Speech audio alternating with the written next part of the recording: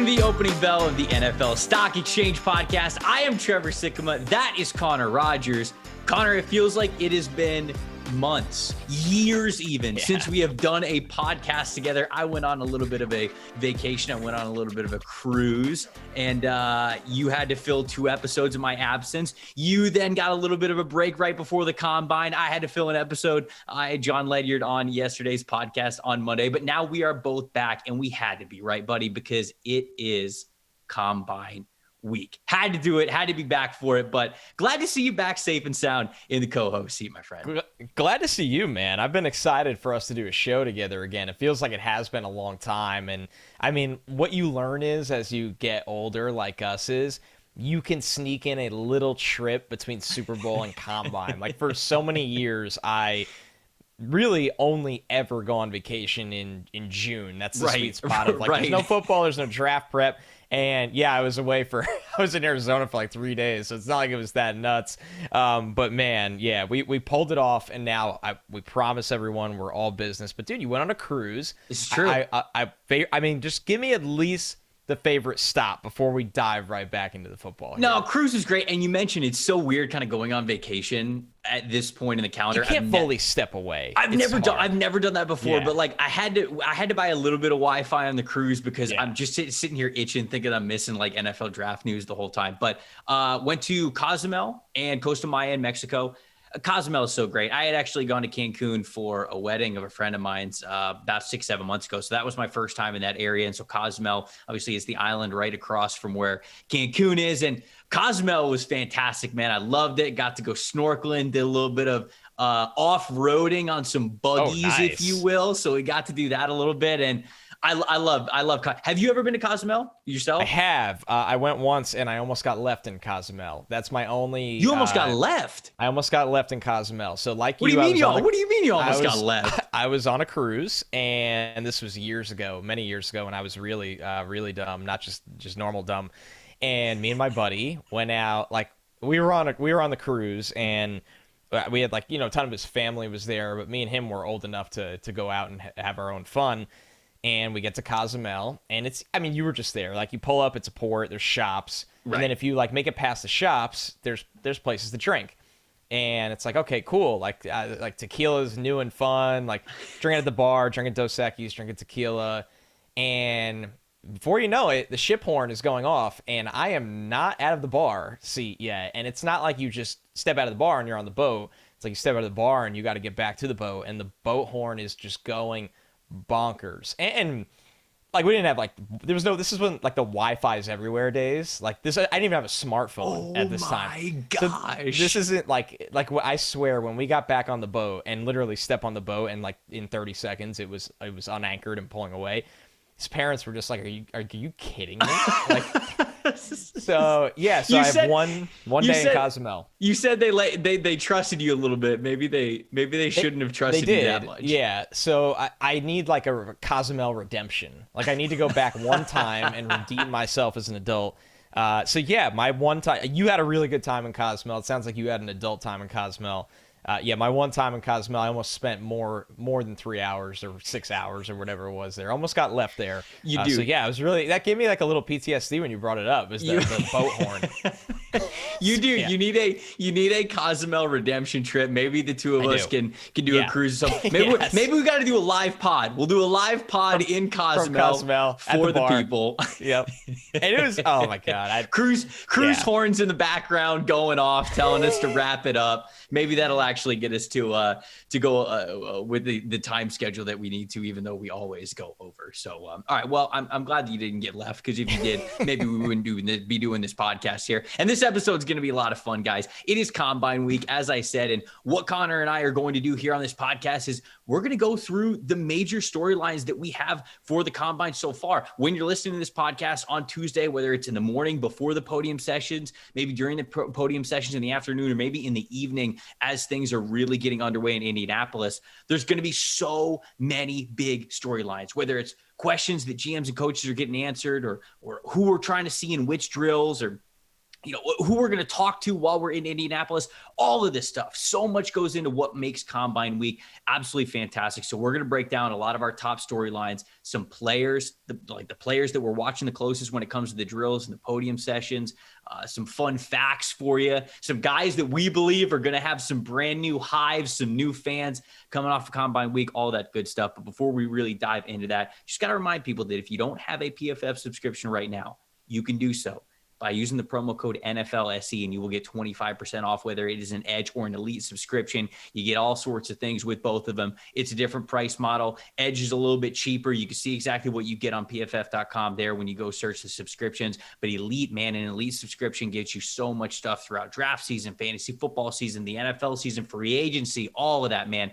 It gets you, it's the Mac Daddy. So go check it out. If you ever thought about getting a subscription, no better time to do it than right now by getting 25% off when you use the promo code NFLSE to support the podcast. Connor, look, Tuesday is when things get kicked off with GMs and head coaches at the podium. And it's one of my favorite things. So I'm gonna leave it to you to kind of start it off. Where do you want to go? What head coach or GM are you really looking forward to seeing when it comes to those Tuesday podium sessions to kick off Combine Week? I think for me, it's where the conversation goes with the quarterbacks, right?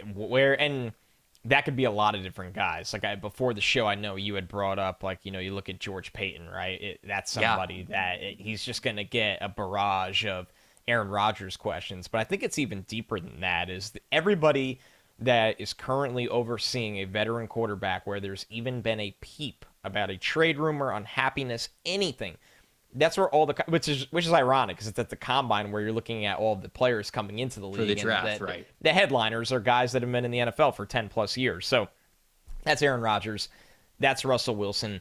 And I think the Derek Carr thing has gotten a little out of control in a way. Like, I don't really get why the Raiders would go out, obviously make the big splash of Josh McDaniels if you're just going to move on from Derek Carr, unless this quarterback class was amazing and there was the guy in there. So I'm not really sold on that one having a lot of wind around it right now, but just sticking with Rodgers and Russ and even lesser extent the Jimmy G thing, but that's easier to solve because both sides probably want a fresh start.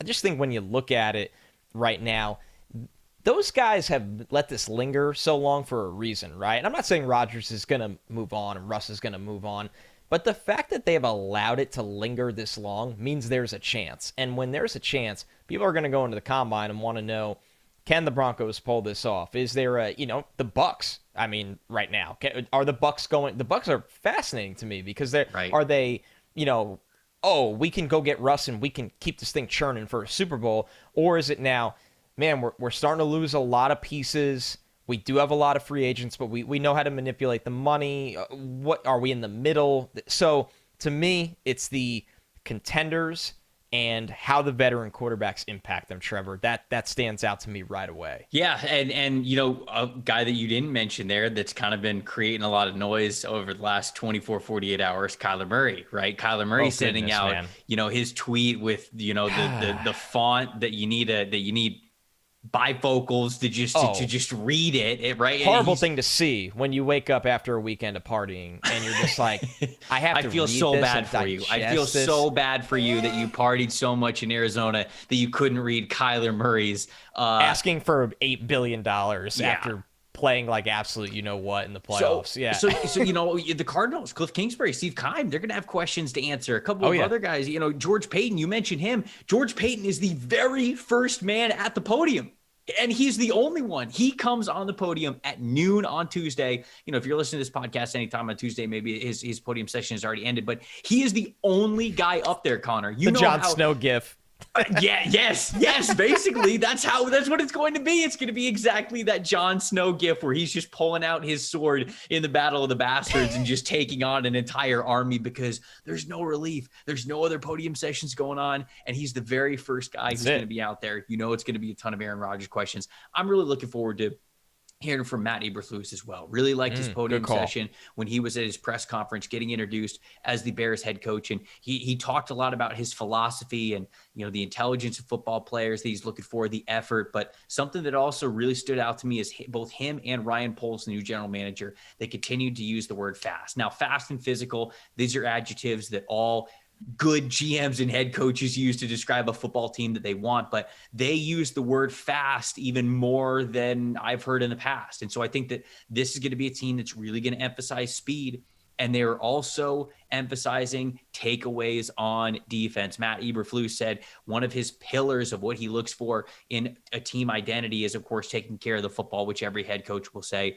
But he emphasized so much in that press conference how important takeaways are. So guys with ball skills, guys with speed, obviously that's going to mean a lot for Matt Eberflus. And then I would say the other guy that I'm really looking forward to hearing is Kwesi Adolfo-Mensah, the new general manager for the Minnesota Vikings. You highlighted him a bunch when we were going through our ideal head coach GM candidates for a lot of these teams. And, his philosophy, I'm looking to hear more from him on what he is trying to build. We talked a lot about in his press conference, Bill Walsh, taking so much away from Bill Walsh and his books and the things that he said. And I don't know if you, Connor, or anybody out there has read the book, The Score Takes Care of Itself by Bill Walsh, but I read that a couple of years ago. And it's a book that is filled with reminders that Walsh said that I just stuck with my process, and not everybody loved it. Not everybody thought it was the best way to do things. Some players I brought on the roster, you wouldn't typically see on a roster, but I believed in what I saw and my process towards it. And obviously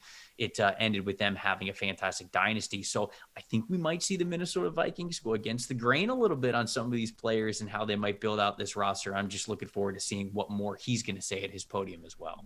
I think it's a great call because guys like that, this is when the process is kind of fun for them because for the first time in their life, they are the individual that has to answer for everything. But right now, you don't have to answer really for a lot. I'm sure people will ask him about Kirk Cousins, but it sounds like there's a direction there with, O'Connell that they're going to, obviously move forward with Cousins and see how that goes. And with Adolfo-Mensah, you can ask, hey, what things did you... He was a part of a turnaround for the Cleveland Browns that we had not seen in over a decade. So I think for that right along, you look at it and go, how did you build that ground attack? How did you build the foundation of an offensive line?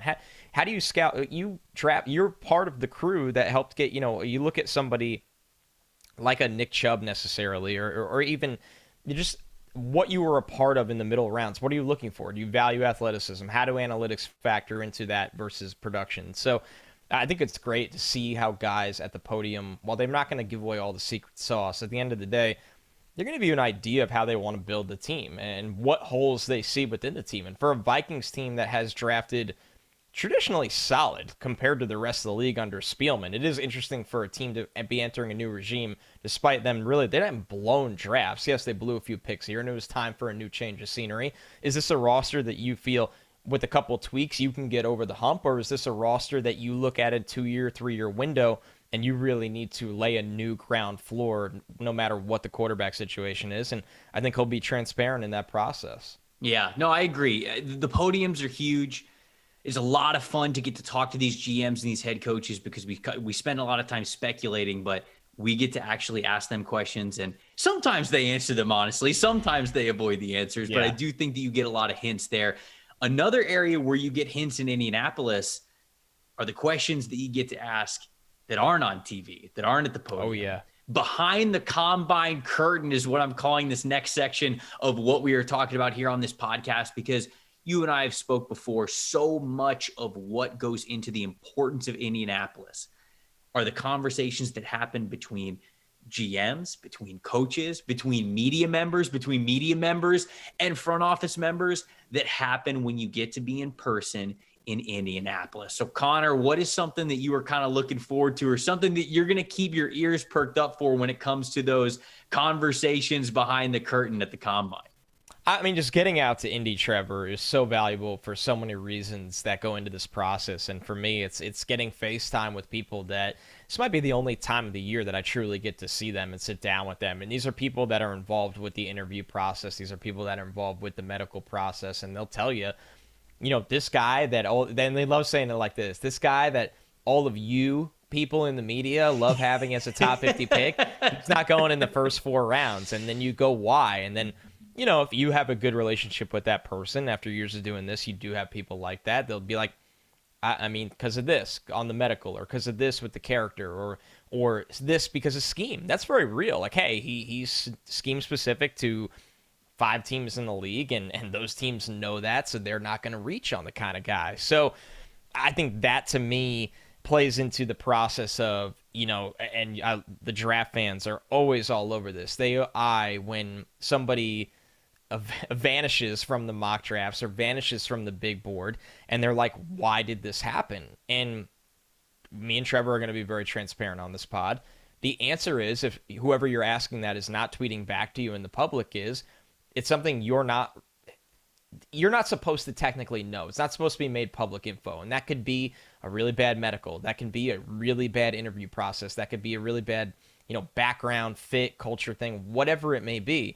But that's your answer more often than not. If there's a guy that you've seen in the first round the entire year, and then after the combine, he's getting no first round love, he's not getting much second round buzz, unfortunately, and this is a crappy part of the business, something went wrong that you did not see on the television, that you did not see in football games. And it's going to answer your question. So that, to me, Trevor, is a big one.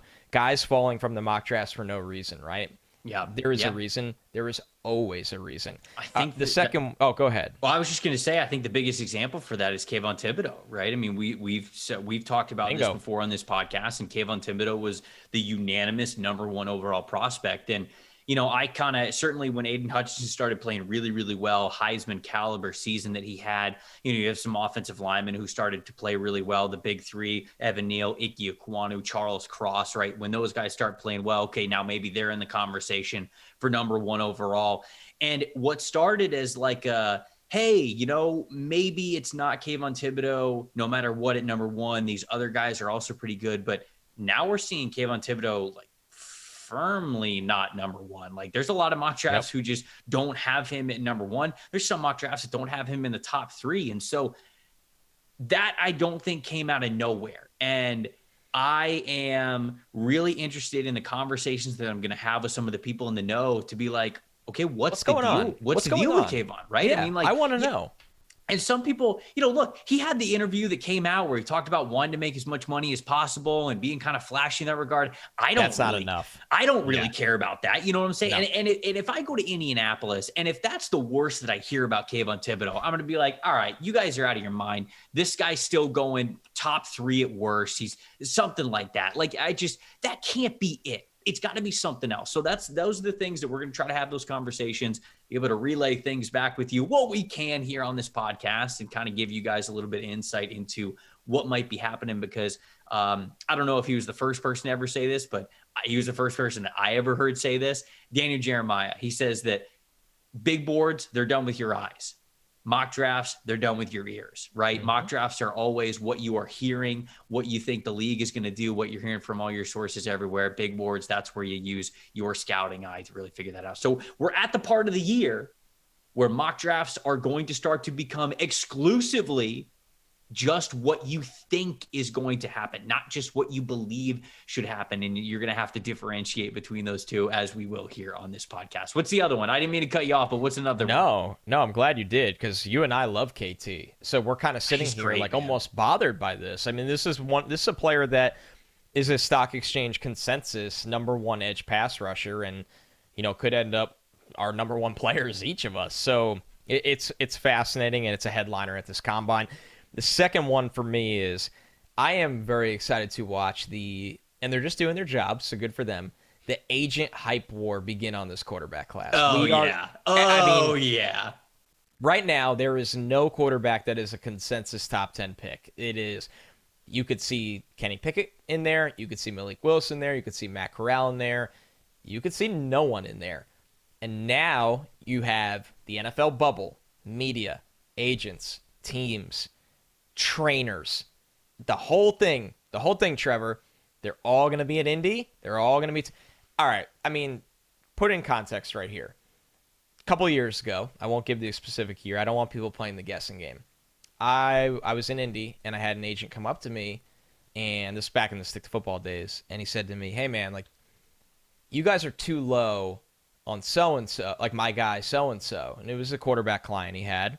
And I was like, "Oh, really?" I was like, I thought I liked the guy, like, more than most people. And he's like, "Yeah, he's going in the top 50. And I was like, "Oh, all right, then good for him, whatever." And, the people associated with him were all saying that. And guy goes undrafted.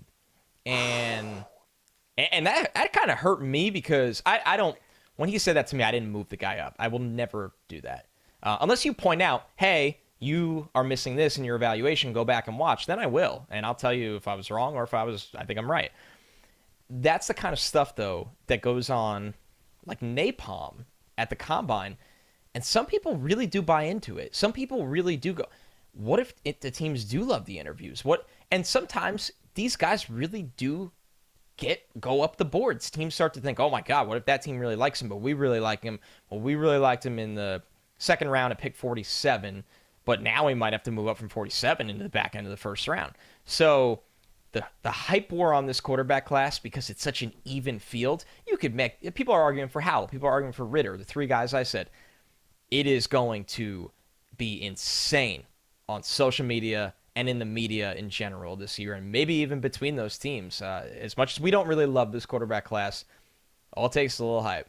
Yep. No, I mean, you're totally right. You're totally right, man. We've got 5 or 6 quarterbacks in this class that all have some sort of claim or believe they have some sort of claim to the QB1 throne. And I think that you're right. You're going to see a lot of quarterbacks doing a lot of public interviews, trying to make the best face. You're going to see a lot of agents working very hard to make sure that their guys getting the best pub. And man, we felt a little bit of that in Mobile, right? A lot of it. When everybody was talking about Malik Willis, and everybody was like, oh, Malik Willis, what a fantastic week. And I'm like, are we watching the same event? Are you guys seeing something different? Because I don't mean to repeat myself, because I know everybody who listens to this podcast heard it, but Malik Willis was fine. Like, I think that Malik Willis might have been the best of the bunch, but not this like, oh, Malik, he's for sure. I mean, for sure, first rounder. The Steelers are going to trade up for him from 20. They're going to trade into the top 10 for him to make sure they go get their guy. I'm like, man, y'all are taking this way too far. And I think that it only gets multiplied when you get to Indianapolis as one of the last, quote unquote, last occasions where you get a lot of people who have a lot of influence, a lot of power, and a lot of sway on social media with what the fans think, everything like that. And yeah, I think that you're definitely going to see some of those takes like that. We are going to do our best to make sure that we sift through it, not only just from what we hear, but also reacting to what other people are hearing as well. So we're going to try to bring you guys the truth, if you will, when it comes to our post Indianapolis podcast. The last thing on that too is even the craziest part of all of it is all these teams that want to trade out of the top 10, they'll ignite the flame, because they'll try to trick teams that they got to jump the Commanders, that they got to jump the Broncos, that they got they're trying to scare the Steelers of the world. They're trying to scare the New Orleans Saints of the world that might like a quarterback or might not. You're going to hear so much, and this isn't judgmental at all, but local media will run with that kind of the trade kind of, and there's nothing wrong with that at all, but it's the reality that some is real, a lot is fake. And that's why this is the best time of year. I mean, honestly. It's when the imagination runs wild, for sure. All right, so let's move on. Next little section, next little category of this here podcast, Preview and Combine. Things that don't really matter, but people believe they do. So what sounds like a Jeopardy category. It does. It sounds like I'm reading the card and you've got to guess it here. So Connor, what are some things at the Combine that don't really matter that a lot of people think do matter? Man, offensive tackle arm length. And here's the thing. It will matter to some teams a lot. Mm-hmm. And it can matter on film. Cough, Carolina Panthers. Cough. There you go. If a guy has short arms and he has limitations in pass protection because of his arm length, then that's okay. But just because a guy has short arms does not mean he has limitations in pass protection. And I think a lot of teams learned this the hard way last year with Rashawn Slater. Mm-hmm. And there's more examples than Rashawn Slater. I'm just using the most recent one, especially after the rookie season he had. But when did you watch Rashawn Slater on film and go, oh, those short arms, Never. He's getting beat a lot? I think you're going to hear there's going to be a tackle in this class, and I'm not sure who it is yet. There's going to be a tackle in this class that doesn't meet the old threshold. And, usually you're looking in that 33-inch kind of range and, go above or under. And there's going to be someone, and everybody's going to go, oh, that's it. He's playing guard. And I think that's a poor process. I think if you said, well, on film, I did see that affect him a lot, maybe this is why he has to play guard. but I just think people should be very cautious with tackle arm length. And if you didn't learn that last year, and I'm talking to NFL teams, not people in the media, because they are the ones that have these old school scales that are just dated right now, and it's got to be better. Here's one that I think some people care a lot about this, and it just truly doesn't matter at all. I like this one when I saw it. Literally anything quarterbacks do this week, I don't care. I don't care what their 40 time is. I don't care what their three cone is. I don't even care if they throw, right? A big splash in the news on Monday of this week was that Matt Corral was not going to throw at the combine. How dare he? Is he scared to compete? What's going on? He can't still be hurt. Who cares? I don't care how a quarterback throws in Indianapolis at the combine. What matters is how they can operate within an offense, how they take pressure. I mean, like, you are putting a guy back there who has no pads, who's wearing the fancy skin tight Under Armour stuff, no coverage, no pressure in the back of your head. Nothing's on the line. You're not operating on a down and distance. You're just throwing routes versus air. I don't care about that. It doesn't sway me at all whatsoever. So I don't really care about the athletic testing. I don't really care about the on the field drills. Interviews, I suppose, matter for quarterbacks, but the most important part about interviews is the behind the scenes one that they do with teams. So being in front of the podium, look, if you bomb an in front of the podium interview as a quarterback, okay, I guess that's a bad sign, but you really shouldn't be doing that anyway. So I don't even expect it. I suppose the only thing I care about with quarterbacks at the combine or how big Kenny Pickett's hands are, because that's about all do you have catastrophically small hands? That's really all I care about. I guess some of the measurements, obviously, like what height Kyler Murray was, but I mean, like, let's face it, people, Kyler Murray was short. We knew that before the combine. We knew that after the combine. And so, that really wasn't that big of a surprise. Did you want to get it confirmed? Yes, I guess some of the measurables are important for quarterbacks, but outside of that, man, the athletic testing, the on the field drills, I truly couldn't care about it any less. And honestly, if any quarterback doesn't want to throw at the combine, that's totally fine to me.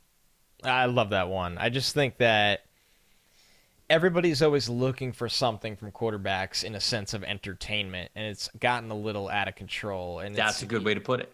It's an entertainment business, and quarterbacks throwing is fun. Like, I remember last year when, Fields had his pro day, Zach Wilson had his pro day, Trevor Lawrence, and, I had the TV on in the office, and my eyes are glued to it, and it is exciting.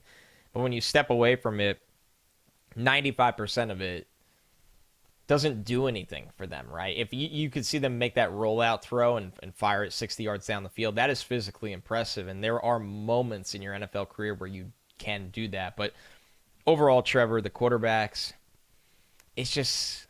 You're just not getting as much from this event for them, right. and I'm with you. And the last thing I had on here that I think we're getting better at as a whole is running back 40 times. It can help you, but be careful with it hurting you. And that is because so many good running backs or adequate running backs are running 4.6s, are running 4.6s plus. Like Arian Foster ran a 4.68. James Conner ran a 4.65. When you look at it, Devin Singletary ran a 4.66. Like, I know Josh Jacobs ran in the 4.6s. Like, running backs, just because James Robinson ran a 4.64, just because a running back runs in the 4.6s doesn't really deserve that kind of reaction, because you should be evaluating their short area. Look at the 3-cone. Look at the shuttle. Look at, that 10-yard.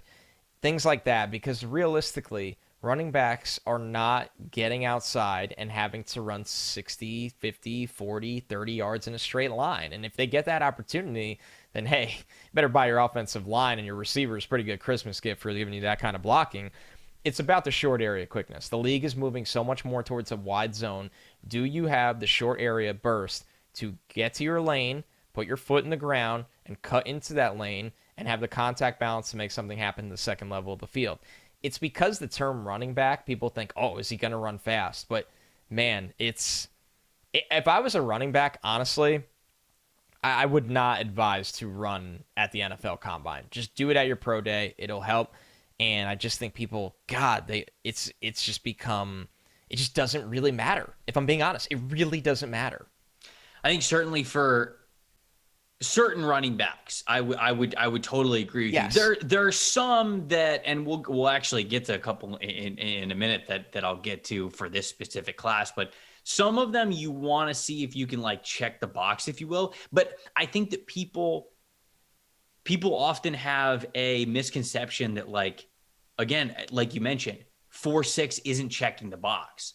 And you might like think that's slow, but at the same time, like, you got to look at style of play. You got to look at the offense that they might be in. And like Size. you said, there is not a lot of opportunities where they're going to be able to quote unquote hit the home runs for you. That just doesn't happen a lot in the NFL. And if it does, you're probably picking this guy in the first round, or at least the NFL is going to pick him in the first round. I guess we could have the debate about value a different day, but I do think that home run aspect of playing running back is a little bit overrated. Would you like it? Yes, but I wouldn't totally knock a guy as a running back if he can't run fast. So I do think that I don't think that it's nothing, like it doesn't matter, but it's certainly not viewed the way that it needs to, at least from my vantage point. So I definitely would agree with you there. Now, if they go out and you run like a 4.66 and your short area drills suck, stinks, right. You have legitimate issues. That's the point. I think the 40 as a singular drill,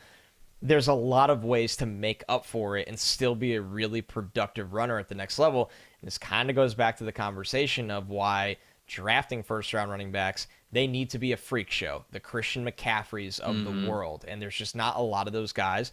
And in this running back class, there's not going to be those kinds of guys, at least in the testing. Let's talk about 3 players whose testing we are looking forward to the most, that we're keeping our eyes on, if you will. Maybe not like the best. I don't want to put it like, who do we think is going to have the best overall combine? I'm talking about when this guy comes up to run a certain drill or whatever, or test his athleticism one way or the other, which guys do we have under the microscope? Who are 3 players that you're watching the most or the closest this week? I think for me, it starts with Sauce Gardner, because he is truly somebody that has had so much to gain since the season started, and he's taken all of it. He's like, yes, this is mine. Like, as soon as Derek Stingley got hurt, the door was wide open for him to continue to compete and play in big football games, and he did. He played against Alabama in the college football playoff. He played well. He's going to have the size in terms of length, right? He's got that long, lanky kind of build. He loves to tackle. He loves to come downhill. He loves to play physical and coverage. All he needs to do at the combine, in my opinion, is be an adequate tester, right? Show that you have decent recovery kind of speed and be an adequate tester, because the film is so good. The technique is there. The physicality is there. The mindset is there that...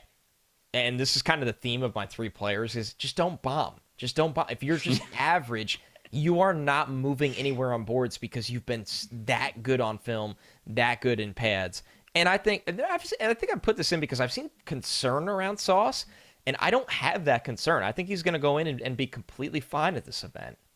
I think he should. I'm not really too worried about Sauce Gardner, but I do think it's important, right? Because when you look at the style of play that he has, being a man coverage guy, being in press, having to flip his hips, having to really accelerate fast, get into some good recovery speed and some long speed with guys to carry him up the sideline or over the middle or whatever it is in man coverage, like, he needs that. He has to check that box, but I'm not too worried about it. So I'm with you there. My first guy... Running back 40s, I said, are overrated. Cornerback 40s are not. Definitely not. You got to be able to run as a cornerback. My first guy, it's probably who a lot of people believe that it's going to be. It's Drake London, the wide receiver from USC. This is my wide receiver 1 when we were going over the wide receiver episode. Man, I love Drake London. I think he's fantastic. And I think all eyes in the scouting world are going to be on Drake London when he lines up to do the 40-yard dash, because there are some people, John Ledyard, when we were having this conversation on the podcast yesterday, John thinks that London's going to run like high 4.6s, maybe 4.7s, dude. And like, really? I do not see that with Drake London. I told him, is he gonna run? Right. I don't know. I hope if he's testing in 4.7s, he is not running. No, if he's running drills preparing for the combine and he's anywhere near the 4.7s, he's not going to run. We're not going to see him run. But I think Drake London's going to be like a high 4.5s guy. I really do. Like, I think he's going to be a 4.58 wide I was going to receiver. say 4.58. And you know what? That's great. That's fine. I can check that box and I can move on and I can be happy with his tape. Now, if he does end up running like high 4.6s or something like that, I got to rethink just how much I value this player. But as of right now, yes, a lot of his tape is him making contested catches and not separating a ton. But I think that some of that, I don't want to say is by design, because it's not like they're just like throwing him at defensive backs, but Well, he's not they over have the to do that. he's not over the middle nearly as much as he was early on in his career. There are a handful of snaps, early on when he was a freshman, sophomore, where they manufactured stuff to get the ball in his hands quick and let him get some stuff after the catch. And I think that he was decent at that. And I don't think Keaton Slovis has the best arm. So when Drake London gets to go vertical, when he runs those 9 routes up the sideline, I don't think Keaton Slovis is really leading him a ton. And I don't think Drake London thinks that's going to be the case anyway. So I don't really see him breaking away or running as fast as he can. I just think there's more in the tank for him. And if there's not, I got to reevaluate how good I think he could be. But as of right now, I think he's going to be a 4.5s guy, high 4.5s guy. But obviously, I'm very much paying attention to him there because that'll go a long way into my wide receiver rankings with him as wide receiver 1 for me. Who's next for you? Who's another guy that you're looking forward to watching? Sticking with wide receivers, Garrett Wilson, because Garrett Wilson, like if Drake London runs, Cortland Sutton ran a 4.54 and they have similar bodies. Sutton's heavier, but London might come in heavier than we expect. If London runs that sub 4.6, it's fine. Garrett Wilson, to me, who I love him as a player, if he just runs a 4.5, he's going to be fine. But I think there's going to be. I think Garrett Wilson's the kind of player in this class, Trevor, that people are going to want so much out of him because he's in this conversation as top wide receiver. Then there's the conversation, some people like his teammate Chris Olave even better. I think the way Wilson wins translates so well to the NFL that I am not putting a ton into his combine. Once again, it's kind of like the Sauce situation. Just don't bomb the combine. But I think the people that are going into this and wanting him to be a sub 4.4 wide receiver at that size, and he's not the biggest guy, but he's also not really small, are going to be a little disappointed. Once again, Garrett Wilson I see as that Calvin Ridley clone where the measurables and the testing is never going to jump off the charts, but there's so much polish and there's so much ability in terms of ball skills and wiggle and physicality after the catch that he's going to do his best work in pads. And he wouldn't be a guy, it wouldn't surprise me if he is one of those guys that says, I'll do most of my stuff at the pro day because I just need adequate numbers. I have first round tape. Sure. No, that makes sense. I mean, I would love for Garrett Wilson to just not bomb his combine. I'm totally with you. I think that's a great way to put it. Check all the boxes we think you're going to check. You don't have to look like a superhuman athlete. Your tape shows that you could play really, really well. I had Calvin Ridley as my wide receiver 1 when he was coming out. So, yeah, you've certainly got a lot of really great receivers who don't have to test really well when you are as polished as Garrett Wilson. So I agree with you there. I'm pushing back on your running back 40 thing a little bit here with my second guy, but it's your RB1. It's Kyren Williams. And he's a player who I don't think he needs to run fast. He is good enough without putting up a good time in the 40, right? He has good enough tape out there. You like what he's been able to put out with the ball in his hand. You love what he's like as a blocker. You like the soft hands. You love the mentality. Notre Dame speaks incredibly highly of him. But if he happens to run a little bit faster than we think he's going to, then all of a sudden we go, okay, this guy's got the juice. You love so much more of what else you have here. And all of a sudden he goes from maybe like a fringe mid day 2 kind of a guy to it's like, you might see some teams say, screw it. Give me Kyren Williams near the top of the second round. I don't care. Like he gives you so much that you're really happy about. Cause I think that's where I think he's like a mid to late day 2 pick right now. But if he runs faster than we think he's going to run, which I don't know, do you think he's running in the 4.6s? What do you think the Kyren Williams is going to do? I really don't know. Yeah, I would see him run exactly a 4.6, honestly. So, I mean, if he's running anything in the 4.5s, I'm like, great. Hell yeah, baby. Cool. Let's do it. Let's draft him a lot higher. Remember on the running back episode that I said that I might rather have Kyren Williams basically where you're going to get him than any other running back in this class. That gets even more true if he's able to run a little bit faster. So I already think his tape is fine. If he runs 4.6s, even high 4.6s, fine. Like I don't care. It's not like I'm dropping him from that. But my boy runs a little bit faster than we think. And we're cooking. We're cooking here. And the scouting report needs to get updated a little bit. Man, I hope so. I think the running backs are so fascinating to watch. My top three guys, Brees Hall, Kyron, and Spiller, I don't think they're combine heroes at all. And I think it's just one of those things where you're going to rely on the tape. And, I know you really liked Algier a lot. I had him at RB4, and I think he's a straight line speedster. I think this is going to help him a lot. So I do. I agree. Kyron, you're right. If he everybody set the bar so low for a straight line speed that he has a good chance to actually impress people. Yeah, right. You're right. Sticking with my really ridiculous, boring theme of like just don't bomb the combine. 3 for me is Trey McBride here that I wanted to talk about. I think McBride is not going to run extremely well, where once again, if you're a mid-tier tester, that's enough for you because on film you are so good at the catch point. You can win the ball when covered. You are an adequate inline blocker. You are strong after the catch, ball skills, an all-around threat. A guy that you can scheme open from the tight end position, as we're seeing the league use those tight end slip screens, dump offs or crossers and everything short, possession kind of guy. So McBride, I think, it's interesting to me. I think this tight end class, it has a lot of volatility in it where, if one of the athletes comes in and tests really well, is everybody going to jump on that bandwagon? And when I say athletes, I mean the guys that are true pass-catching types. You look at Dulcich from UCLA. You look at Isaiah Likely. I know some people do like him as a blocker, but let's be real. With that body type, he's a pass-catching first type of player. So if those guys come in and just look like great athletes at tight end, does everybody put it out of their minds, all the dirty work that guys like McBride and Rucker and even Weidemeyer have done over the years getting better on the line of scrimmage as blockers? That's kind of my beware with tight end testing. They just got to be adequate. I know I keep using that word over and over again, but it's so vital in this situation. You're not going to get the Kyle Pitts of the world all the time. Sure. Right. No, I'm with you, man. I want McBride to perform well. I think he's going to solidify tight end one status in this class, even though he's not going to be an all-world athlete. And look, I guess he's not going to be tight end one for everybody. I'm starting to see that a little bit more and more. Yeah. Like people are just going for more flashy, shiny guys who are going to be a little bit higher in the pass catching category. But I think I'm going to end up with McBride at number 1, unless he truly bombs the combine, which I don't think that he's going to. So I love his all-around game too much for him to really be unseated as tight end 1, I think. Who are you closing out with? Last guy for me, Florida cornerback Kaiir Elam. We talk a lot about corners. You mentioned Sauce. We talked Derek Stingley, Trent McDuffie, Andrew Booth, right? Like so many corners that I think have the chance to be high-impact first-round guys.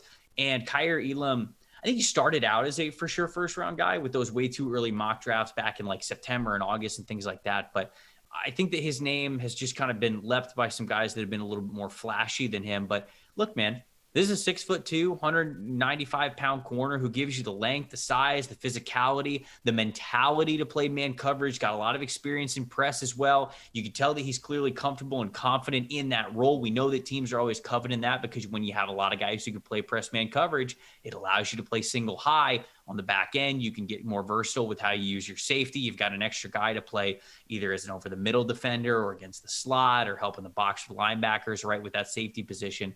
But it starts with you've got to have the corners to be able to deploy that kind of a coverage. So Kaiir Elam, I think, does a lot of things really well. But does he for sure have that straight line speed? I'm really looking forward to seeing that. Can he run in the 4.4s? Because if he runs in the 4.4s, that'd be great for him. All of a sudden, like even high 4.4, like I'm talking like if he just goes 4.48, 4.49, like even right below 4.45, that is some serious money for him. I think that if that happens, he goes from not just a fringe first to second round prospect. I think he will be a first round prospect if he is able to run that kind of a time because you like a lot of the rest of his game and what he is able to bring. So he's the last guy that I'm kind of really looking forward to there.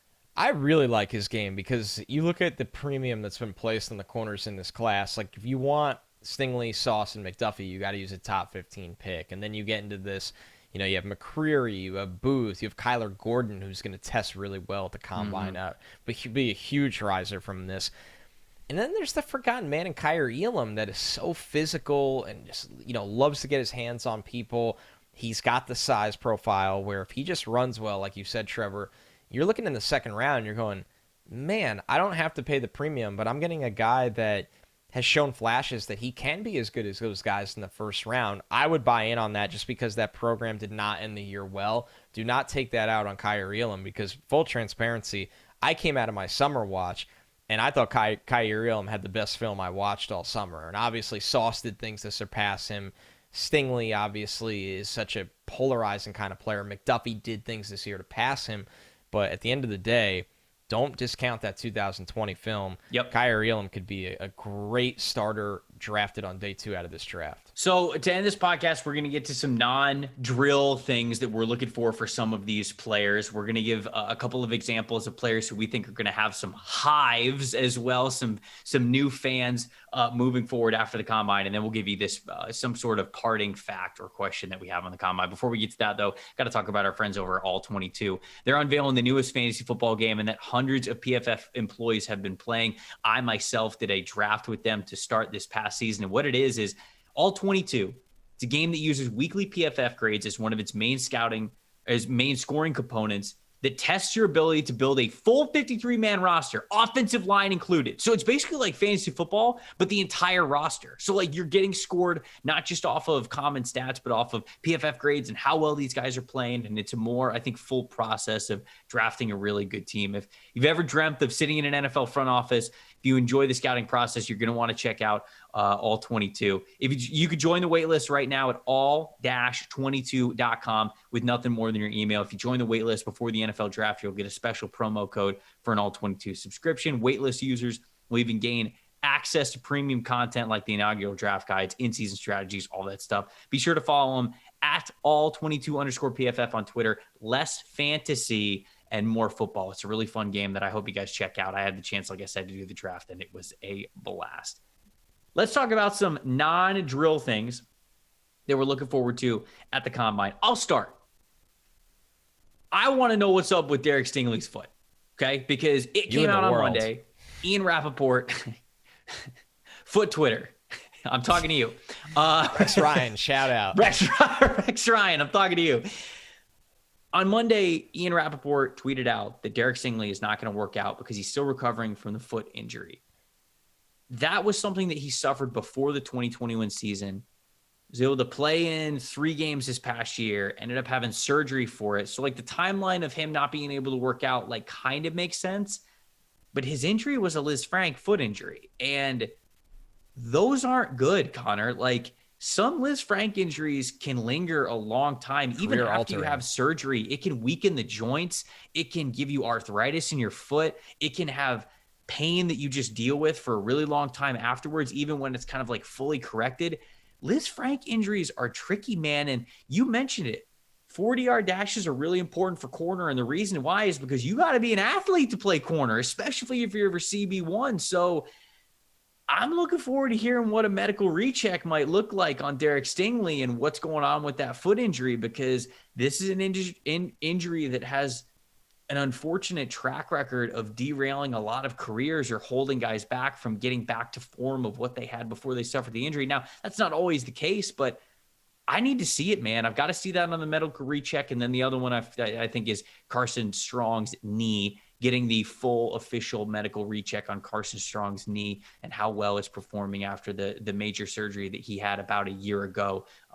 Whether it's going to be something that's going to linger with him, whether it's going to be something that's a ticking time bomb, as we've maybe talked about on this podcast. It doesn't seem like that's the case. It seems like the guys that I've talked to, the type of surgery that he had a year ago means that he shouldn't have a lot of long-term setbacks. So I'm excited about that, but I hope I hear good news from him when we get to the combine. So those are 2 injury outlooks that I'm really interested in seeing what the result is from those. The Liz Frank thing scares me because not good, man. It's a foot injury that has a history of being long-term, not Stingley specifically, but in terms of impacting players. And you're a cornerback where obviously that's just a no-go. You know, whenever I think of Liz Frank, and here's some bias here, but I remember Santonio Holmes had a Liz Frank injury in 2012. He was 28 years old, and that was it. That was it. You're talking about somebody that has an infamous Super Bowl moment that, you know, did so many great things from age 22 to 27. Liz Frank injury in 28, and that was it. It was over. And I know that's one guy, but that goes to show you the impact that a Lisfranc injury can have. And I'm not saying that'll be the end for Derek Stingley, but it is very significant to monitor. And it's not significant to monitor in a, can he run a 40? Great. He ran a 4.35. He's healed. It's a, will that sustain pressure of an NFL lifestyle for a guy that lives to play in man coverage? That's what he wants to do. So that's a big one. You brought up Strong. My injury question is, and I lean no at this point, does Jameson Williams even get an injury tax anymore? And what I mean by that is, Jameson Williams was going in the top 15 before he got hurt. Everybody knew that. He's the speed, the big playability, difference maker in this class. Gets hurt. Everyone's like, okay, back end of round 1, early round 2. I kind of look at this class as a whole, Trevor, and the way it's set up, you have the Eagles with 3 first-round picks. That might help Jameson Williams. The way this class is set up, I'm not even buying in that there's an injury tax with him anymore, especially considering how fast he can come back, the kind of player he is in this draft where there's not another version of him you can get. So I want to know, coming out of the combine, will there be any kind of tax for Jameson Williams, or is it, you better take him in the top 20? That's where you would have had to take him even if he was healthy. It just doesn't matter. Yeah. No, I think that another storyline, I mean, that's a really good one of mine. Where Jameson Williams goes in this wide receiver class, I think will tell a great deal of just how many wide receivers we will get off the board in the first round, how quickly they go, because I think that a lot's going to be hanging on in the balance, because like once Jameson Williams goes off the board, I think probably a flood of other wide receivers goes off the board, and you get to usher in that, okay, that tier 3, tier 2, tier 3, whatever you want to call this wide receiver class. But if it comes at 15, that's a lot different than it coming at, I don't know, 24 or something like that. So where he goes, I think it's going to be fascinating. Obviously, Kenny Pickett's hands is going to be a big deal. And look, we had some people in the YouTube comments from a couple of, actually it was from the show that I did with John, because we were talking about Kenny Pickett's hands, and a lot of people were like, oh, like you're overblowing hand size. Like, remember when Joe Burrow had small hands? And look, I hear you guys, but we worried about Joe Burrow's hand size, and Joe Burrow had 9-inch hands. Kenny Pickett reportedly has like 8 1/4 inch hands, which would be the smallest hand size quite literally ever. There's been no quarterbacks in NFL history who have ever had that small of hand size. So it's not that I'm being a super stickler for hand size with quarterbacks. I do think it matters, but I often think it's a little bit overblown. This is different with Pickett. Like, if he shows up with that small of hands, it's going to affect his draft stock, man. I'm just telling you, so many teams are going to have him like basically off their board. If Kenny Pickett comes in with like 8.5 or sub 8.5 inch hands, he's not getting drafted in the first round. And if he is, he's getting drafted at 32 by the Lions in the last pick of the first round. It's just, that's just the way that it is. So that's obviously another storyline that I think is really important. Well, now it's created this. If Kenny Pickett's going to be a first round pick, okay, let's get over that at this point. Or at least I've convinced myself that that's happening. I'm not saying I would take him in the first round, but I think he'll be a first round pick.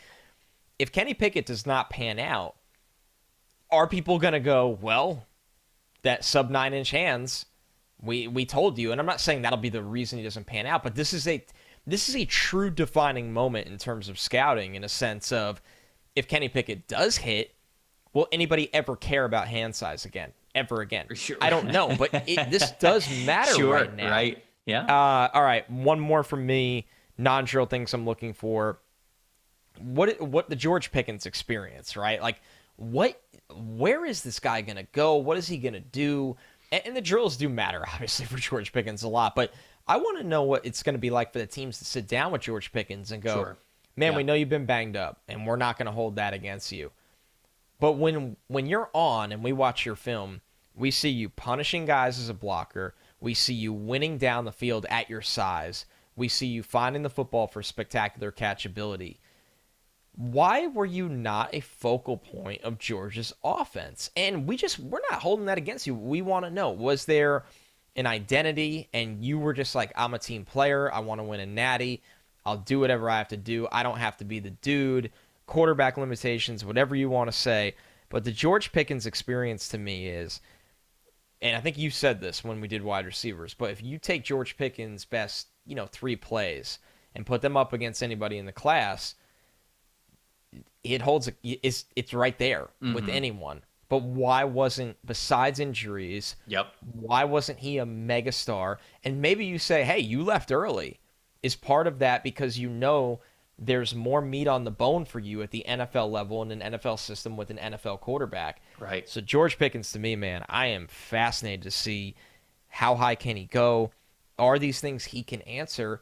And I want to ask teams. I want to ask offensive coordinators. I want to ask guys, man, what did you come away with your George Pickens interview? And medicals, of course, for him as well. Mm-hmm. No, I think it's paramount. I think we will learn a lot. For as much as I like George Pickens, obviously, as I had him at wide receiver too when we were doing our wide receiver rankings here a couple weeks ago.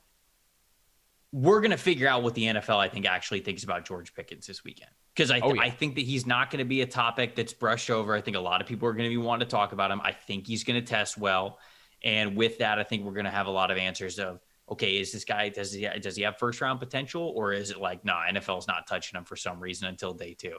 That we'll get to figure out at the combine. Before we get out of here, who are some players who will gain a hive or a following, a much bigger following after this weekend? It doesn't have to be a totally unknown guy, but who do we think is just going to show up in one drill or a couple of drills or something that everybody is just going to absolutely love after Combine week? All right, so I got one super under the radar, one, mid-tier, the diehard draft fans will know him, and then one everybody knows. So I'll start with the obvious. Treylon Burks, to me, I love him. Wide receiver 1. I see so many people thinking he is slow. I don't know why. He ran away from Alabama's defense. He makes big plays down the field. This guy might run a 4.3. This guy might run a 4.3. I think, depending how he shaped his body, and he's a weight room mammoth. He's always been that way at Arkansas. I think if he comes in at 223, I know he played around 230, 225. If he comes in at 223, he's going to be 6'2 plus. I think he's going to run really well, Trevor, and I think people are going to have the, not maybe DK moment, but the closest thing to that DK moment where they're like, oh my God, what have we been missing with this freak show? Right. How good could it have been at even a bigger program, obviously elevated Arkansas? So I'll start with Treylon Burks.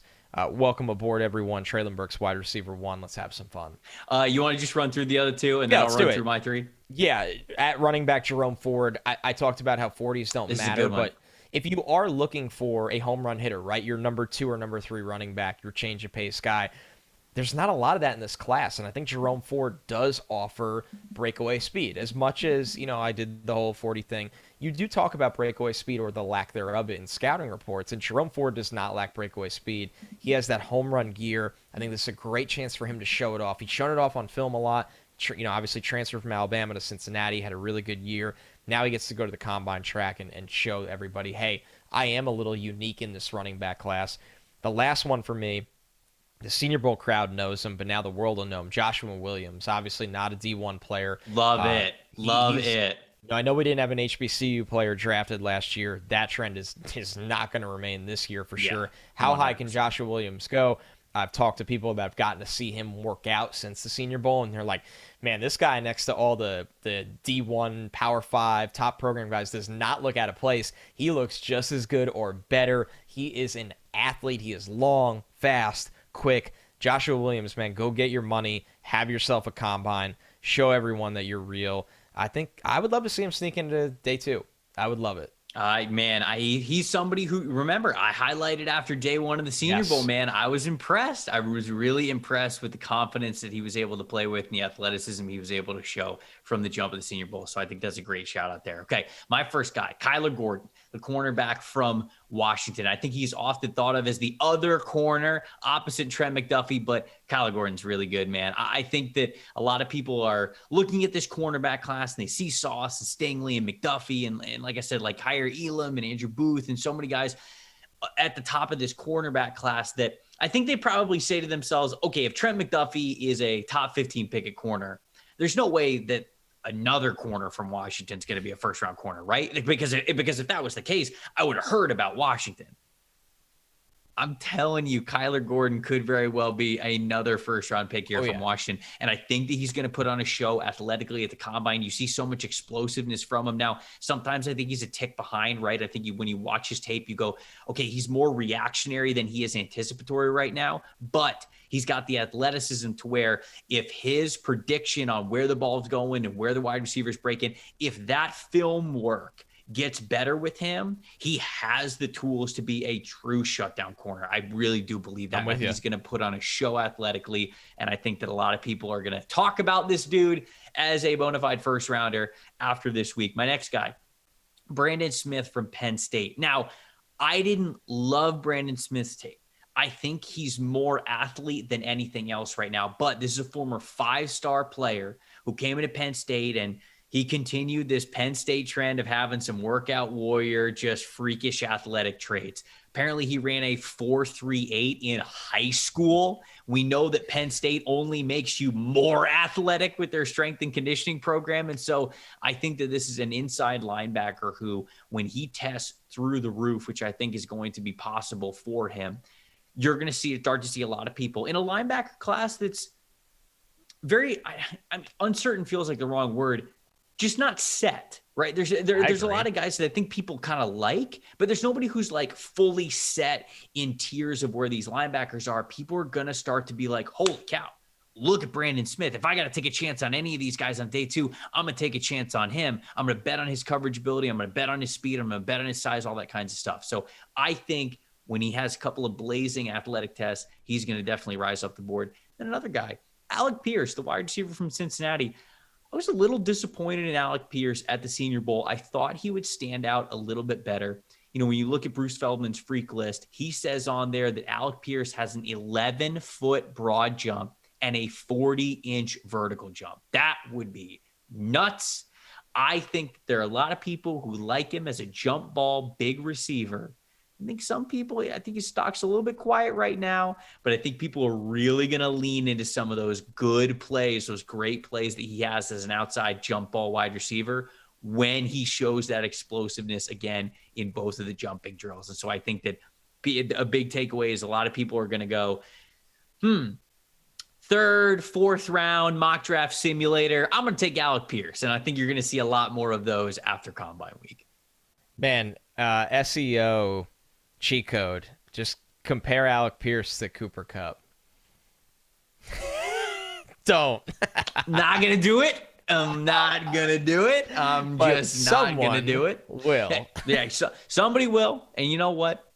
Your reward is some fantastic SEO points. As Connor said, enjoy the clicks, my friends. All right, final thing, parting takeaway. My parting takeaway, I'm stealing some shine from your guy, Traylon Burks. Please.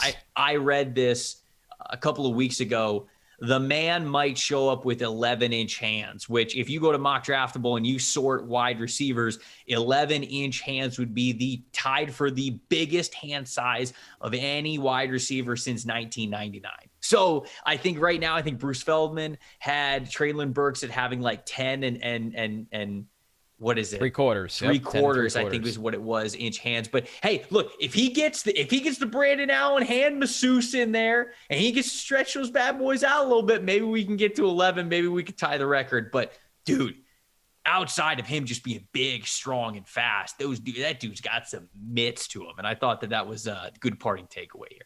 If you're Kenny Pickett, how much do you pay for 3/4 of Traylon Burks' hands? Come on, man. Traylon Burks goes down to 10-inch, which is still really good for wide receivers, and Kenny Pickett gets up to 9 inches. I don't know if it works out like that, but maybe it's just like a big kid on the playground putting a small kid on top of his shoulders. Something to think about, Kenny Pickett. All right, so my parting shot is Aiden Hutchinson really going to run a post sub 6'6" cone like an alien? And I remember Kwity Paye's, rumored 3 cone last year. So these Michigan guys, there's something in the water. What they're doing in the weight room is unbelievable. What they're doing to get their bodies right and get, bigger, faster, stronger, but also lean and quicker. I know Hutchinson's done that during his time at Michigan. I don't need a sub 6'6" 3 cone, Aiden Hutchinson. Right. That would be absolutely an alien. But it would be huge for a guy that's going to come in he's going to, get knocked down a little, the whole arm length thing is going to be a combo with him. But if you just show, hey, I'm too quick, and he's too quick on tape, so it's perfect. I think Aiden Hutchinson, man, you don't need a historic 3-cone, but if it's elite, really, really good, like the rumors, like you said, I'm pulling this from a Feldman Facts as well. Feldman is the earliest way to get numbers on these guys because he's dialing into the school and how they're testing them.